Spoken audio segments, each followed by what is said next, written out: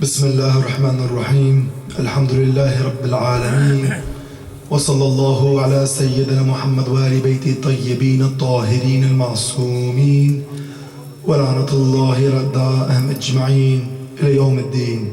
صلوات. اللهم صل على محمد وآل محمد.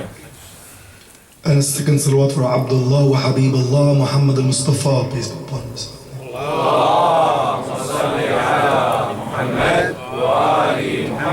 And a third salawat for Asadullah al-Ghalib, Ali ibn Abi Talib, Amir al-Mu'mineen.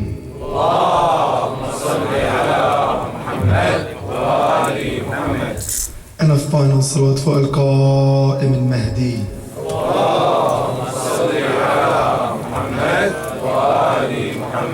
أعوذ بالله من الشيطان الرجيم بسم الله الرحمن الرحيم. O Prophet, say to your wives and your daughters and the women of the believers that they should let down upon them an overgarment, jilbab. This will be more proper that they should be known and thus not troubled, harassed. Sadaqallahu alayhi wa alayhi. We will continue our discussion we started last night. Even though the ladies' side might be empty, maybe they decided not to come back. For those who did though, I thank them. And you can tell I lost my voice a bit last night. So I'm going to ask everyone to bear with me and be patient and pay extra attention because of my voice. Last night's discussion mainly revolved around social media and touched upon how social media has affected the hijab. Tonight's discussion though will answer one question. Tonight's lecture will answer the question, what is hijab? And when I say that, I only mean the physical hijab, not the social hijab or interaction, no. Tonight's discussion will revolve around the question, what is an actual hijab? There are two main verses that discuss this point. Verse 1 in Surah 24, verse 30. Say to believing men that they should cast down their looks and guard their private parts. This is pure for them. Surely Allah is aware of what they do. Here, Allah subhanahu wa ta'ala first starts with the men, telling us to what? Cast down our looks. So tonight, it's our turn to hear it a bit, the gentleman's side. So Allah subhanahu wa ta'ala is telling us to lower our gaze. And the Prophet on this point says, if you wish to see wonders, lower your gaze. A very famous and well-narrated hadith. So don't look at the wonder in front of you, but lower your eyes and inshallah, you'll see the wonders of the hereafter. And at this point, I remembered one time a youth was sitting with a shaykh and he came and he said to him, Shaykhna, Assalamualaikum Sayyid, Sallu ala Muhammad wa Muhammad.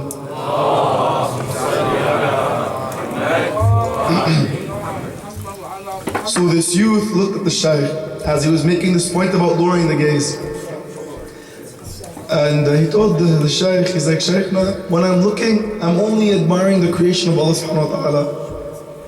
I'm just admiring the beauty of His creation. Here the shaykh looks at him and says back, he's as witty. The shaykh looks at him and says back, but Allah subhanahu wa ta'ala also created the eyelid. So also admire that.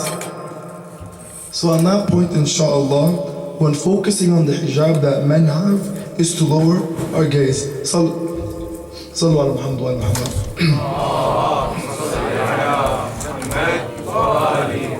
And the sin of looking at the opposite gender lustfully is an interesting sin.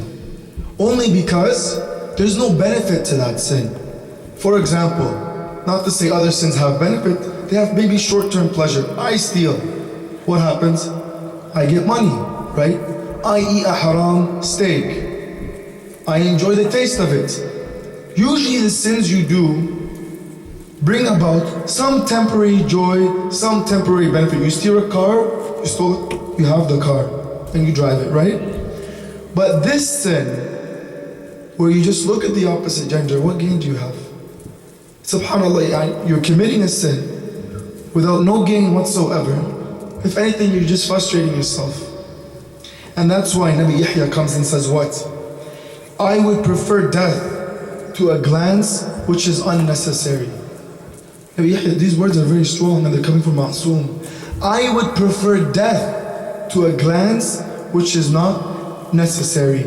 And going back to Khutbat al-Muttaqeen, the khutbah we've been touching upon every other night, what does it come and say about what a muttaqi is as described by Imam Ali alayhi salam?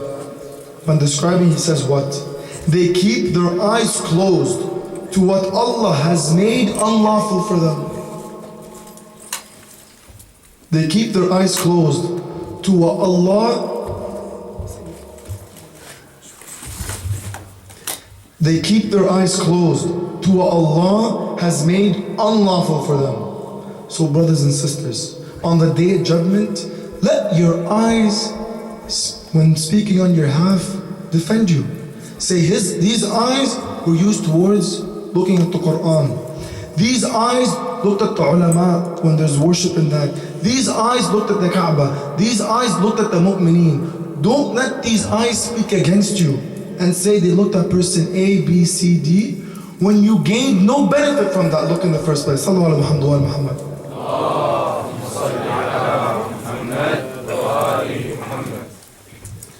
Now we go back to the ladies, because that verse continues. And what does it say? Say to the believing women that they should also cast down their glances and guard their private parts, being chaste, and not display their beauty except what is apparent, that they should place their head coverings, khimar, over their bosoms. We're only going to focus on one specific part of that verse due to time constraints. What does Allah come and say? And they should place their head coverings over their bosoms. What does this come to mean? That means in the days of Jahiliyyah and pre-Islamic Arabia, the women did wear a hijab of sorts, where their head was already covered. But this did not cover their necks, did not cover their ears, and did not cover their chest. So here Allah subhanahu wa ta'ala is saying, here Allah subhanahu wa ta'ala is telling the women to now wear a head covering, a khimar, which means a covering over their what? Because their head's already covered, and to cover their neck. But these days, we've gone back to the hijab of pre-Islamic Arabia. Why is that? Because now a girl will have a hijab on, right? But her neck might show, which was like before. She might have a hijab on, but because she's wearing such a tight shirt, the form of her figure is showing. So is that a khimar? A khimar is a covering. But here, what's being covered? The exact same thing that was covered dating pre-Islamic Arabia. Sallallahu alaihi wasallam.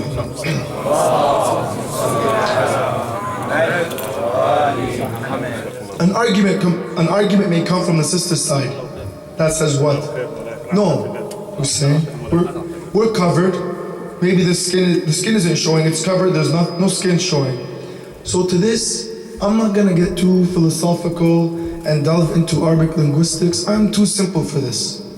If all the ulama, from the beginning of time, since Imam al-Zaman, and with all the hadith, still now, all the ulama have come to say, the hijab is this, the head covering your neck. If you want to take your argument to them, go do it. But this has been the recognized form of hijab since Islam began. Further than that, take your argument. If you feel so comfortable that this is hijab, would you have enough courage to stand before Sayyidah Zainab, Sayyidah Zahra, and Sayyidah Ruqayya and look at them and say, this is hijab? Would you have enough shame to do this and argue this point with them? You have to ask yourself that question. And from there you'll know whether you're wearing actual hijab or not. Verse continues, and let them not strike their feet so that they hide their beauty. Because the women at the time used to wear ankle bracelets. So the Quran is saying, and let them not strike their feet so that they hide their beauty and so they don't draw attention to themselves. So from this we can understand that Allah subhanahu wa ta'ala is teaching us what? That women should not bring attention to themselves. Back then it was bracelets around the ankle when they would walk. A story comes to mind because nowadays it's like high heels. I don't know if you're at school or in the workplace, you hear a woman walking down the hall, it's like echoing. With her high heels, it's like an earthquake, it rumbles. Right away you look, right away she's calling attention to herself, right? And there's a story, some miskina. We were sitting in a majlis, majority of men, she had high heels on though, and the place we were at had a hardwood floor, and it was very quiet. She had to leave. So she got up to leave, clock, clock, clock, spoof, spoof. And she got shy, it's quiet, it's echoing. All the men looked back, she stopped, now she's trying to tip. 5 minutes later, she's walking back in. Clock, clock, clock, as she's trying, everyone lancing. And then she's trying to like tippy toe, looks awkward. Everyone just stopped, looked at her. She ran and sat down. It's a clear example of how women should not bring attention to themselves. So now, I'm gonna sound a bit harsh. But the women can't get upset at me and I'll come to explain why. Makeup brings attention, right? Nail polish brings attention, right? Certain forms of jewelry brings attention, right? So is this hijab? Ask any of your muraja. The fiqh of it is no. Nail outside of it, wudu and salah and ABCD, nail polish, okay. All these things you're allowed to wear at home, but in public, nail polish, makeup, they're all seen as zina. They're all seen as adornments. They're all seen as the woman beautifying herself and bringing attention to herself. And therefore, falls outside the realm of what is permissible under Allah subhanahu wa ta'ala's law. And why I said don't get upset with me now, because now you're saying, oh Hussein, you're taking it too far. No makeup, no nail polish, no shoe, no high heels, perfume, even perfume, if men can smell it, if close enough. It's too much, it's impossible. To that point, I'll come and say this. Don't be upset at me. Be upset at Allah. Be mad at Allah and His Rasul. Allah wrote the Sharia, the Rasul delivered the Sharia, and here I am, this guy who's just passing along the message. Do not be upset at what I'm saying and thinking it's overwhelming, because this is what Allah subhanahu wa ta'ala has asked of you. And when I say haram, I don't want you guys to get shaky. Hajj brought this point to me earlier. When I say haram, understand it as you are displeasing Allah. You know when your dad is upset at you, or you have a fight with your sister or your mother, you feel bad? You should have that same and intimate connection with Allah subhanahu wa ta'ala. So when you go against His command, a sense of guilt should enter the heart, because you're not listening to Him. And He only loves you in this life. Your father, your mother, every single person around you might do you wrong. There is only one that will always do you right, that is Allah subhanahu wa ta'ala and Ahlul Bayt. They're always there for you. They always call you. They always want you to come to them. Yet in this case, we're the ones who do wrong by them. When I say haram, understand it like that. Don't understand, oh haram. Sallu ala Muhammad wa ala Muhammad.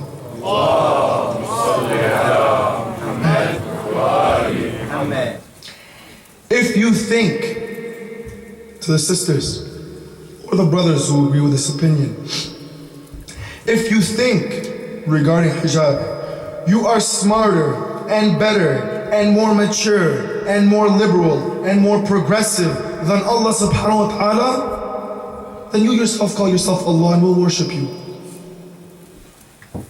Yani if you want to write the Sharia of Allah and you're smarter than Allah and you know His creation and you think you know yourself better than Allah knows you, then khalas, say you're Allah. You're gonna tell Allah, no, this is right and this is wrong? If that's the case, we'll worship you. Is that what's the reality of it? Quran continues, what does it say? And be not like those who said, we hear and did not obey. Because I doubt any sister sitting upstairs or any brother sitting here that thinks hijab is not wajib, thinks he's Allah. I would hope not anyways, right? So, on that point, the Quran says, be not like those who said, we hear and did not obey. Quran continues, to those of us who think we can teach Allah His religion, Surah 49 verse 16, do you teach Allah your religion? What Allah says here so beautifully.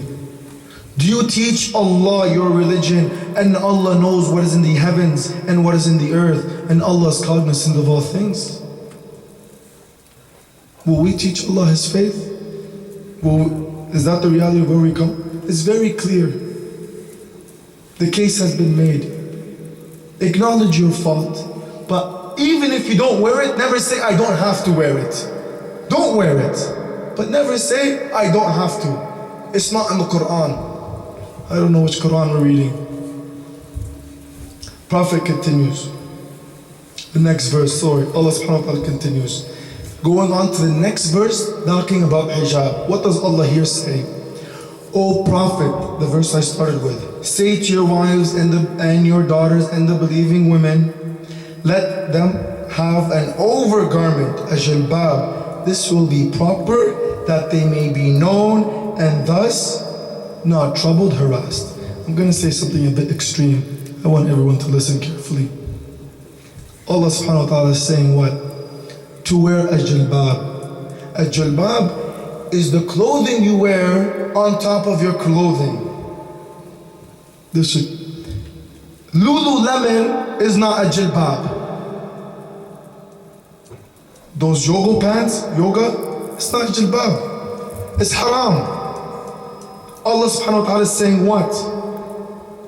Wear a jilbab over your clothing, that you may be known and thus not troubled or harassed. So when sisters are walking around with literally tights, yoga pants, don't be surprised when something bad happens to you. I'm not putting the blame on you. Obviously the other guy's at fault too. Obviously he's an animal. That's the reality of it. But don't put yourself in that situation. Tight clothing, we touched on yesterday, is not a jilbab. A jilbab, like the Quran describes, is a piece of cloth that covers your figure. The khimar covers your head and your chest. So a hijab, in the way Allah subhanahu wa ta'ala intends it, is to be a very loose garment meant to cover the woman from her head to her toes. So with all that said, no more opinions. That's it. The case has been made by Allah subhanahu wa ta'ala, and it's never changed since the beginning of time. The argument is done. The argument is done.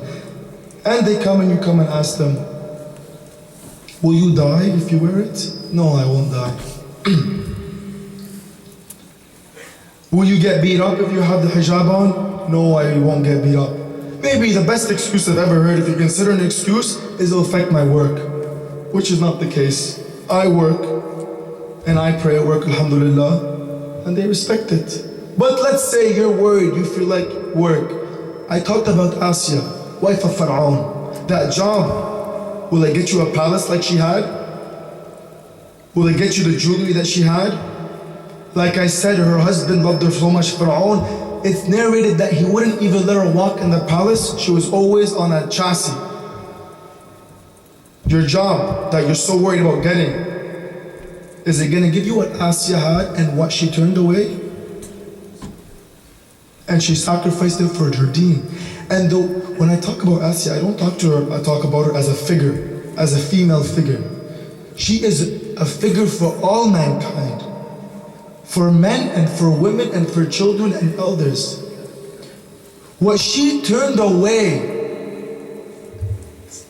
what she turned away and left behind her to be with Allah is something none of us will ever have. And yet we say we want the job.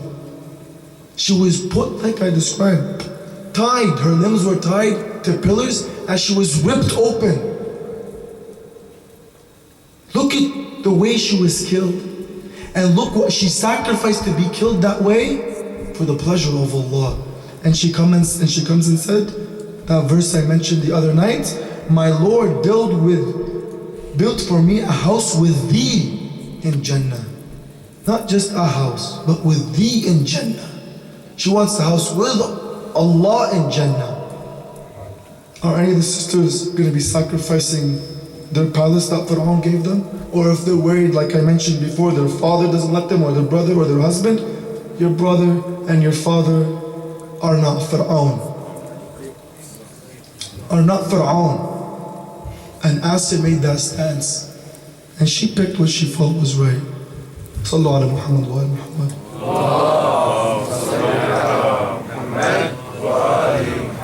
Out of all the excuses that are given as to why not to wear hijab, this has to be the best excuse. The most intelligent excuse. Sister, why don't you wear hijab? I'm not ready yet. What do you mean you're not ready yet? You can be ready for death when it comes to it? Are we training for the Olympics?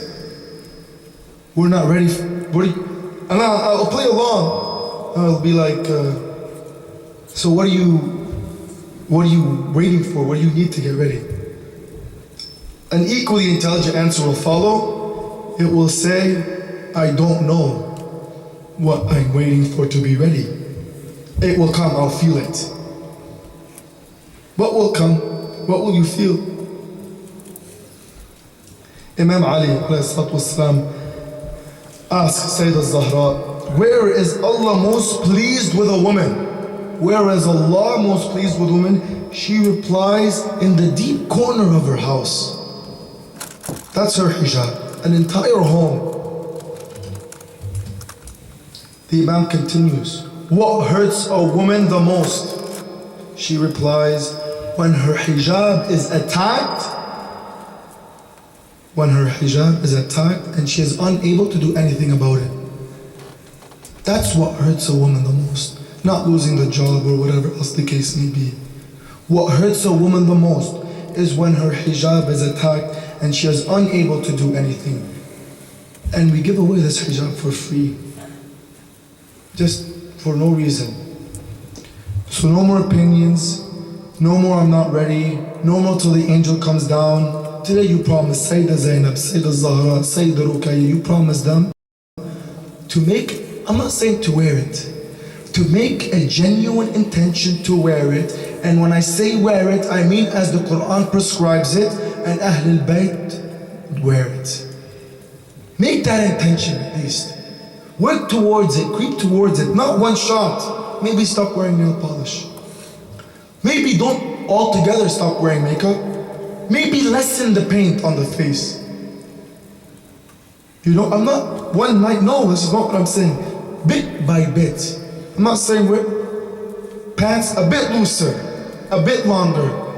When you start creeping like that, you'll be surprised as to where you'll get. And the Quran continues and says what? Regarding opinions. It is not fitting for a believing man and a believing woman that they should give their opinions when Allah and His Messenger have decided on a matter. We've all given our opinions on this. We're done giving it. It is not fitting for a believing man and a believing woman that they should give their opinions when Allah and His Messenger have decided on a matter. Simple. Quran is telling us again.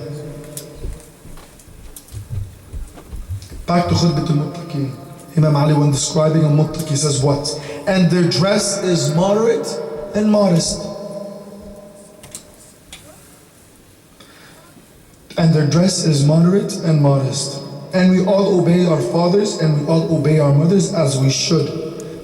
Go study when you don't want to study, but you do it out of respect and fear and love for your father. Go clean this, your mother tells you, go get the dishes, you have to do it. Okay. That same reverence we give our parents is answered in the Quran. Nabi Shu'aib. His people look at Nabi Shu'aib and what do they say? And were it not for your family, we would stone you. They didn't like what Nabi Shu'aib was preaching, but they tell him, if it wasn't for your family, we would stone you. Nabi Shu'aib replies, O my people, is it my family? Is my family more esteemed by Allah to you? And you will neglect them as a thing to be cast behind your back? And you fear my family, but you don't fear Allah? And this is the approach we take. When we listen to our parents to study or to clean when we don't want to, which is good, you should. But do we hold them more esteemed than Allah and act and neglect Allah and cast them as a thing behind our back? When we're willing to listen to our parents, equally we should be willing to listen to Allah subhanahu wa ta'ala. Sallu ala Muhammad wa Muhammad.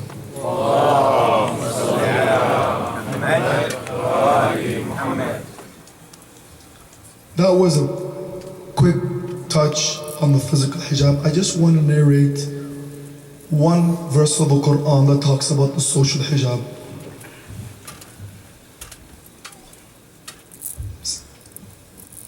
Sallu ala Muhammad wa ala Muhammad. Allahumma salli ala Muhammad wa ali Muhammad. Surah 19 verse 17, addressing Sayyidah Maryam. We sent to her our spirit, and there appeared to her a well-made man. When Allah subhanahu wa ta'ala wanted to convey the message to her that she will have a son, how did He do that? And the Quran describes, He sent to her the appearance of a well-made man, meaning an angel was sent towards Sayyidah Maryam, but in the form of a man. So you can only imagine how beautiful this man is. Allah subhanahu wa ta'ala sent her an angel in the guise of a man. When she sees him approaching her, look at her social hijab and look how she replies to this. She said, surely I seek and fly. Surely I seek refuge to Allah. And if you fear Him, to push back. So imagine the person that's approaching her and look at the answer she gives him right away. Surely I seek refuge from you to the beneficent Allah if you are God-fearing. Look at her reply. And look who she's saying it to. An angelic being. That's to which extent she respects herself. That's to which extent she understands her holy, her sanctity, and her purity, that even an angel shouldn't dare speak to her. Or a man as beautiful as this. And us, our sisters, should equally have this appreciation and understanding themselves. They should consider themselves so holy and so glorified and so sanctified and so chaste. How dare this guy speak to me? Who does he think I am? So one thing I'm always amazed by though is converts. They seem to wear the hijab almost better than the sisters born in the madhab. Converts are a beautiful example that we can use towards our sisters that were born in this madhab. If she can wear such a strong hijab and she's brave enough and she's courageous enough to wear this hijab, in turn, you should be able to do the same thing. Allah subhanahu wa ta'ala has blessed you with being born in the house of Islam. I want to touch on this quickly. Going back to spirituality, the first few nights. I know it's a favorite topic amongst the sisters as well as the brothers. Everyone thinks, oh, I don't feel my salah, right? But when you start your day in haram every time you leave your house, what spirituality do you think is going to come to you? There's a'mal that I began with, that I gave as advice to start. Some of you may have started it, maybe done a bit of it, and said, I didn't feel nothing. Why do you think you're going to feel something right away? If every day we were to start haram, that goes for the guys and the girls, why do you think you're going to have this overwhelming attachment and intimacy with Allah? Spirituality and spiritual growth is like everything else. Oh, I don't pray because I don't feel it. You won't feel it. If If you want to be a better ball player, what do? You practice, you practice, you practice. You want to be a better writer, what do? You write, you write, you write. You want to be a better student, you want to be a better doctor, you want to be a better reporter, you want to be a better athlete. Every inch you make, every gain you get is through practice, every day striving. Why is spirituality going to be any different than that? At the beginning, you're not going to be the best ball player. But if you're on the court 1 hour, 2 hours, this is what's going to happen. You're going to get good. It's the same with deen. It's the same with deen. You got to put effort. You got to be consistent. You got to push and push and push. And then inshallah, you'll taste the beauty of Allah. You'll taste the sweetness of His love. It's not going to come after a while. It's not going to happen. All that advice I shared with you, brothers and sisters, if you didn't practice it, I'll make it even easier now. Just do wudu before going to bed. It's like you prayed Salat al-Layl. If that's too hard, just go into sajda on Turbat al-Hussein. That sajda that breaks the skies. Every night, just do that. Go into sujood and it'll grow and it'll develop inshallah into something greater. Sallu ala Muhammad wa ala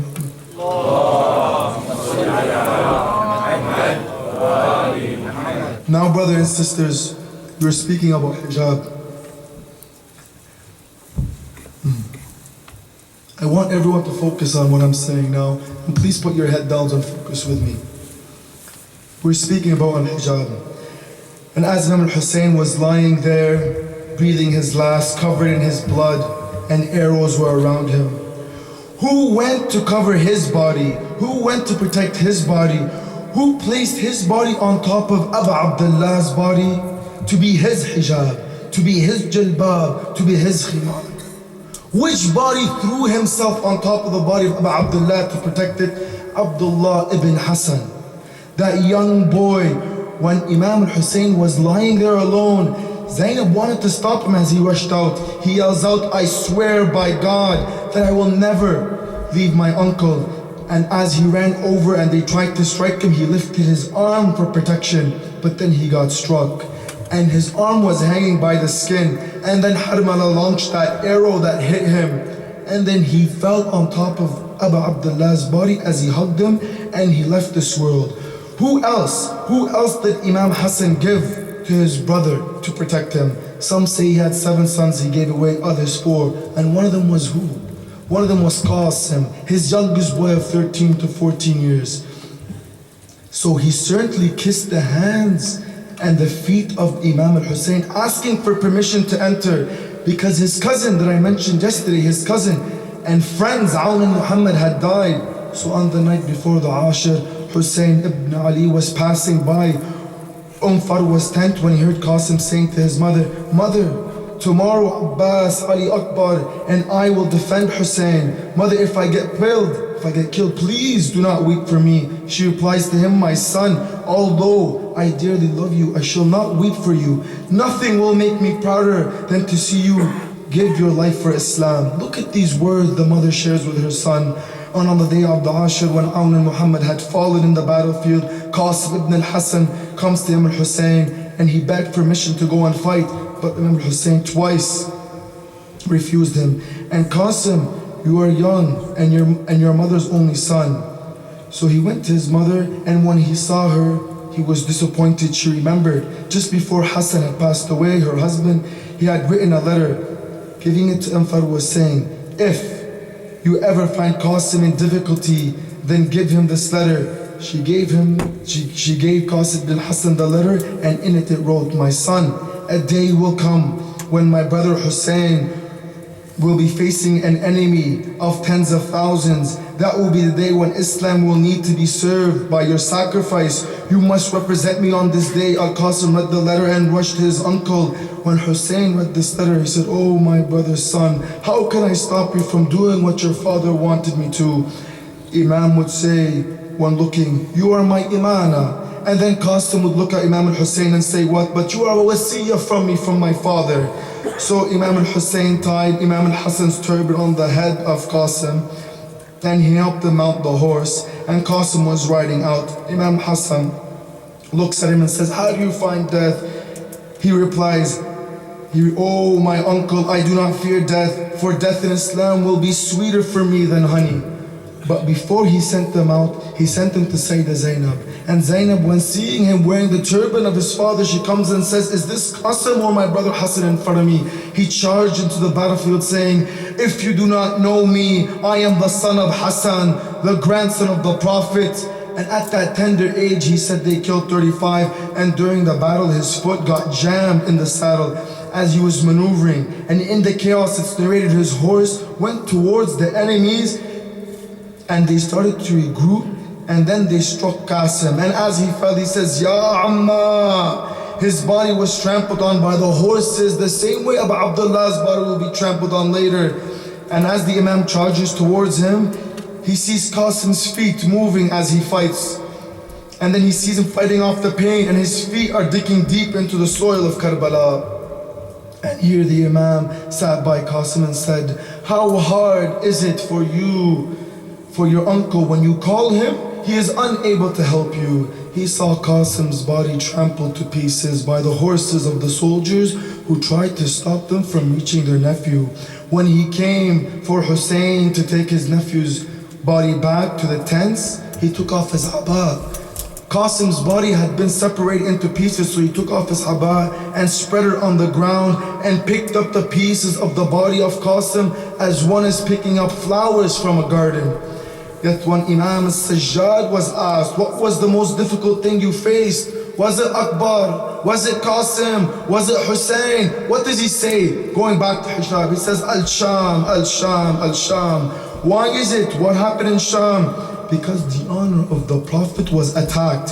And when they attacked the hijab of Ahl al-Bayt. So what happened here? When entering upon Sham, they neared the gate of Damascus. And Kulthum called Shimr and stated, "Let us in Damascus from the gate where less people gather, and send the heads away from the camel litter to attract the view and not look of the honor of the Prophet." Look what this daughter of the Prophet is saying. Use the heads as a distraction. Even as they wear hijab, they're preserving it. They rather have their father's heads, their uncle's heads, the heads of Qasim and Abbas and Hussein, to use those heads as a distraction in order to prevent and protect their hijab. It's to this extent they preserve it. And what else happened there in Sham? What else happened there in Sham?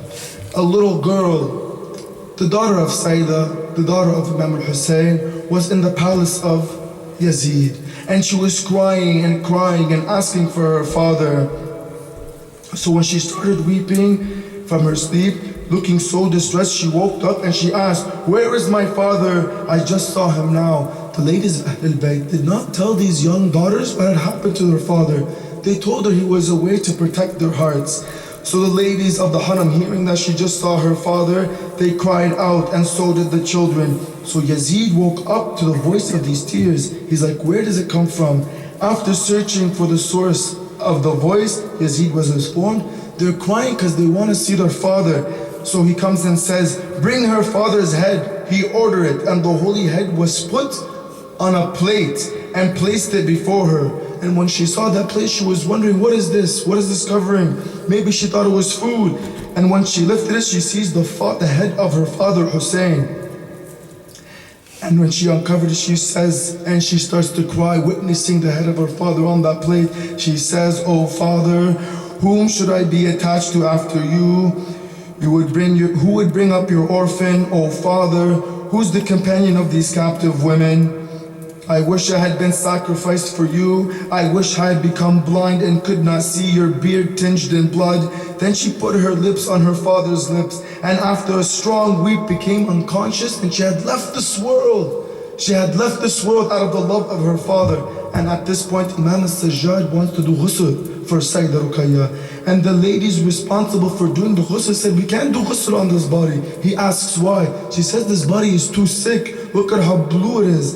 And at this point, Sayyidah Zainab comes and says, "Those marks are not the marks of illness, but are the marks of the whips of Shimr." Inna lillah wa inna ilayhi raji'un. I ask Allah subhanahu wa ta'ala to allow us to be of those who practice hijab and protect hijab.